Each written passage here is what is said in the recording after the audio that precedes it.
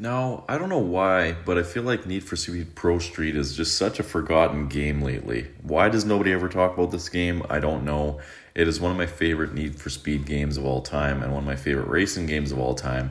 And that's what I'm going to be talking about in today's video, as I've recently replayed Need for Speed Pro Street. Haven't quite beaten the entire game, but I'm getting awfully close, and I just really wanted to get this video out to you guys. So let's get into Need for Speed Pro Street.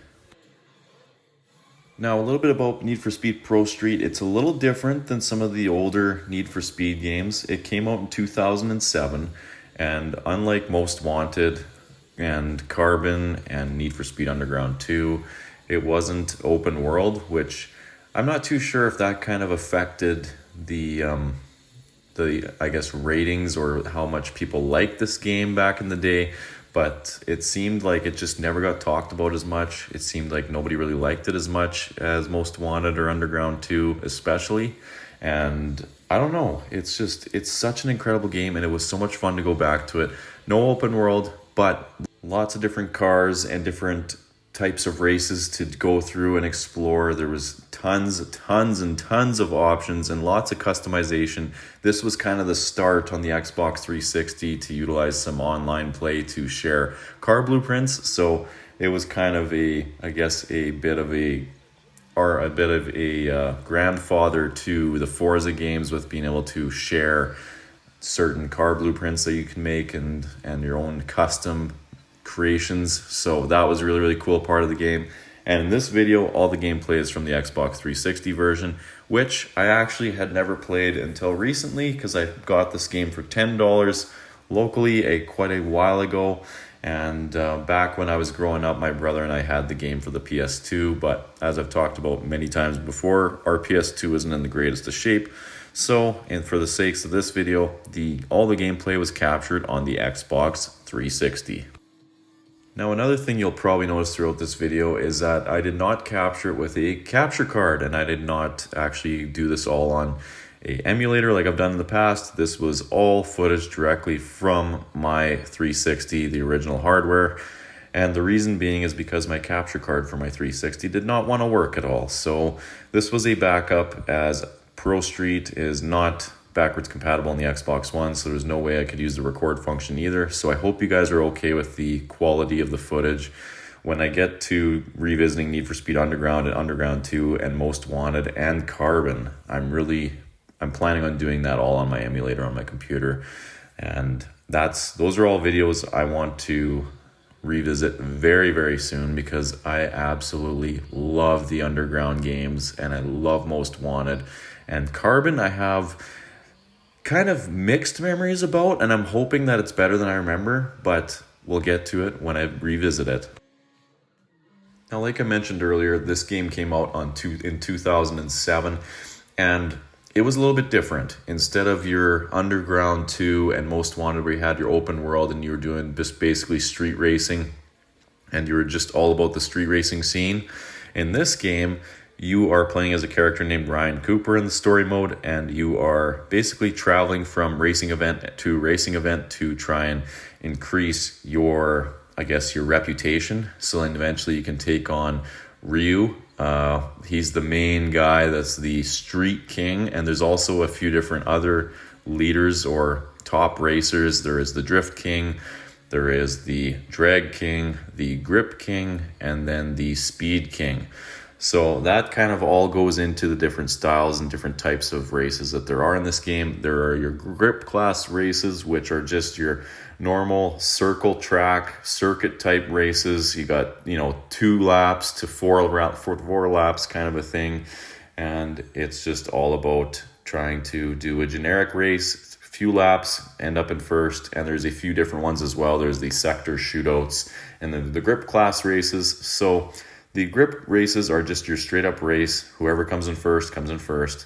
The sector shootouts are a little bit different. You have to end up going through these checkpoints and with the fastest time to get the highest points. And whoever has the highest cumulative points by the end of the race ends up winning those races.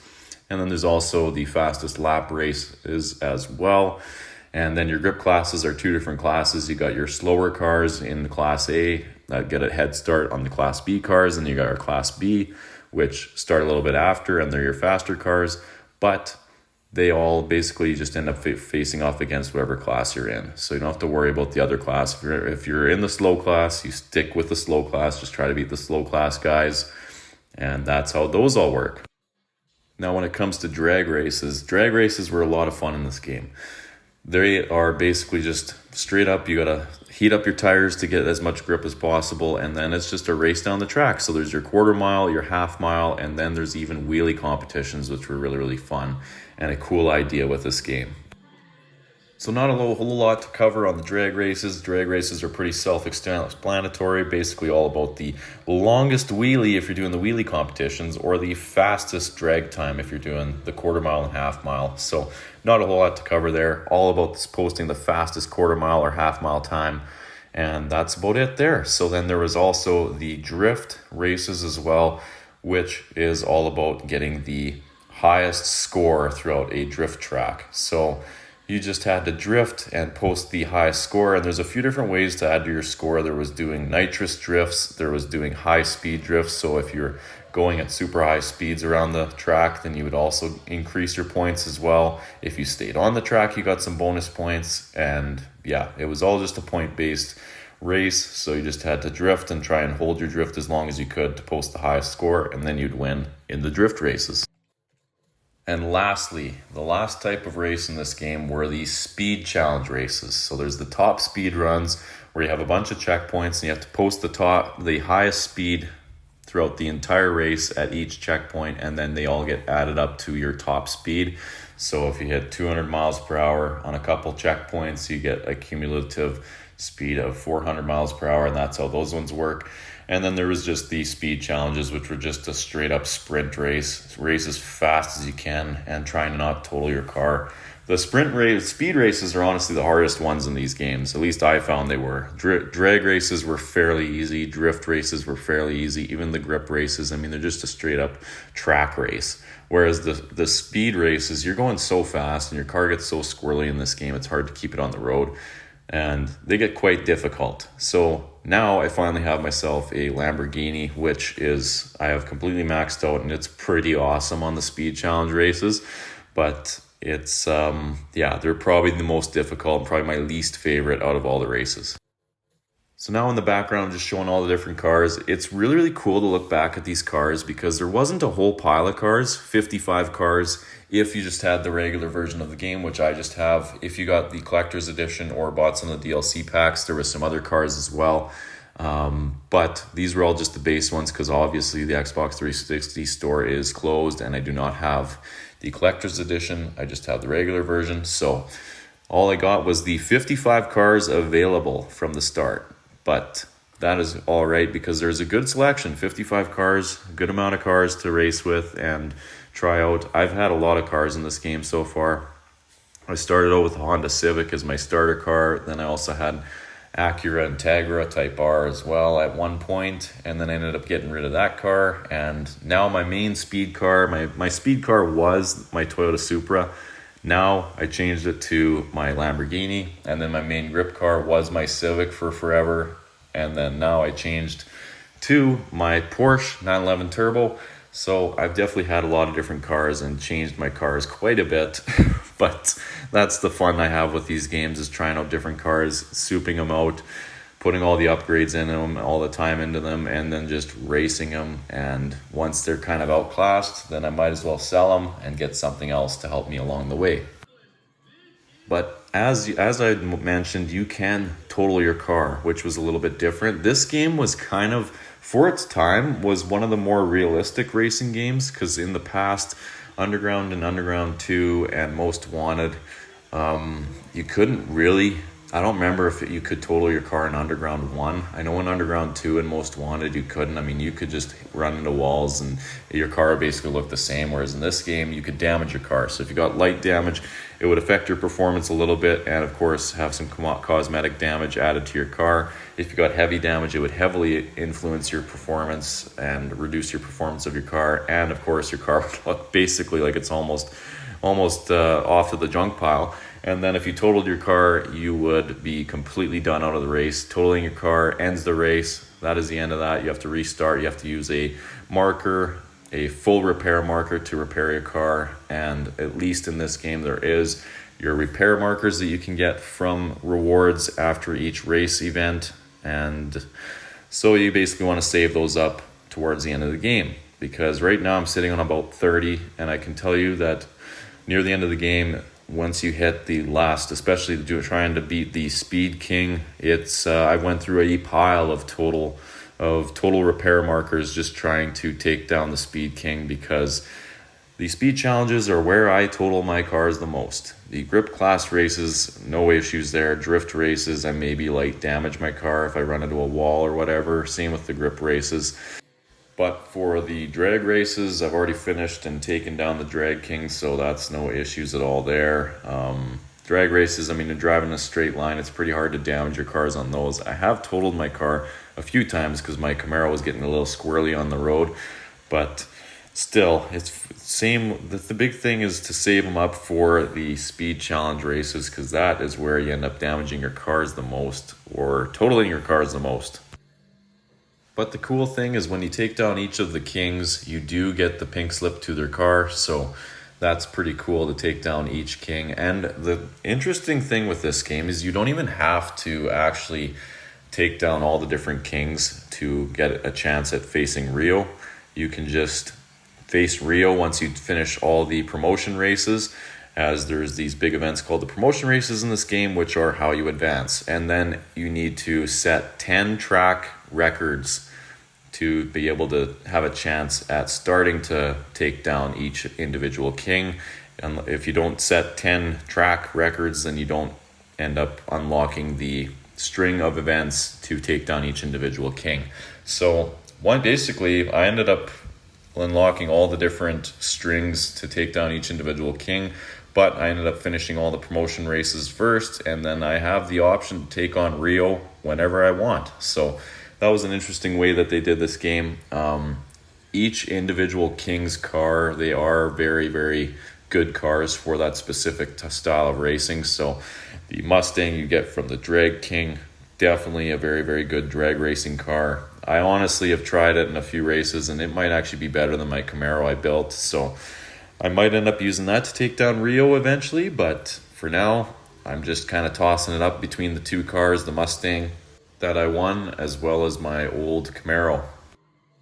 But that's the thing I absolutely love about these racing games, right? Like there's no one car that completely destroys everything. There's a few cars that are obviously better than others, but as long as you build up certain cars, then they can be really, really good. Like my Civic, my starter Civic, was a very, very good drag racing car for a good portion of the game, and then I changed it into a grip class car. And honestly, it was my top grip class car until I ended up beating the second promotion race. And then when I was leading up to the third promotion race, then I had to change up to my Subaru Impreza that I was using then. That was my main grip class car. But honestly, like that's the thing I love about these Need for Speed games, is that you can soup out your cars and make them so fast, even cars that you wouldn't think would be very, very fast. And that's the same with Forza as well. You can get so creative on the Forza games.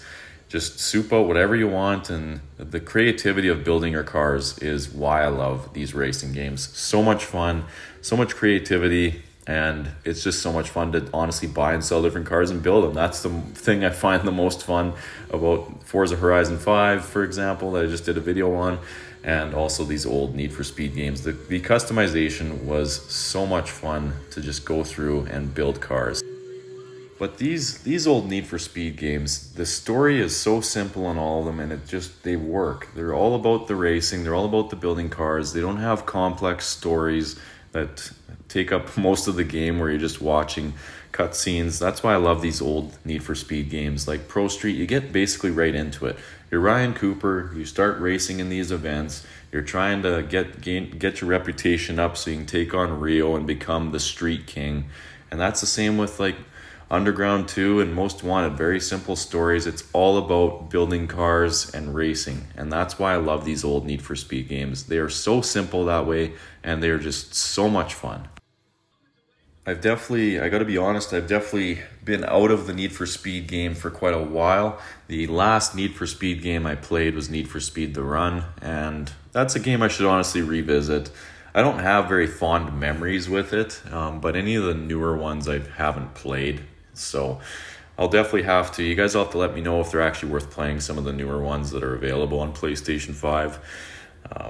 I just haven't really heard great things. I had one buddy who tried one of the newer ones. I can't remember which one it was, and he didn't really like it. So then I was, well, yeah, I guess I won't even bother. And the thing is Forza has kind of, for me anyways, has taken over as the best open world racing games for at least the Forza Horizon series. Once Forza Horizon came out, then that was kind of the end for my time playing Need for Speed games, at least the newer ones anyways. Not to say that the new ones are bad or anything. I just honestly haven't played them and haven't really had much of a drive to want to play them, given that Forza Horizon games were so good. Anyways, like I mentioned, I got a plan to revisit a whole bunch of old Need for Speed games. I absolutely love these games. Need for Speed Underground will probably be the next one because I haven't played that game in so long. My brother and I actually had it on the PC growing up, so that's an old game for sure. But it's, from my memories, is such a good game. And it's not open world, if I remember correctly, so it'll be very similar to this one. I think you just build cars and race them in track races or street races, and that's all Underground is. And I don't remember it being an overly long game, so you guys should hopefully be able to expect a video on that game relatively soon. And then absolutely, definitely gonna revisit Underground 2, Most Wanted, and Carbon. I want to revisit Carbon because my memories are kind of, I remember liking it, but I remember it not being my favorite. And I can't remember exactly why that was. But anyways, you guys can expect a bunch of racing videos over the next little while because I've kind of been in a racing game phase lately. So I've just really been into racing games, really been enjoying them. So you guys can expect a few more racing game videos in the future. Anyways, let me know your guys' thoughts on Need for Speed Pro Street down in the comments below. I'd love to hear if you guys think this is also a highly underrated and hardly talked about Need for Speed game. One of my favorites, and I hope you guys all enjoyed the video. And if you did, leave a like, subscribe for more, and I'll see you all in the next one.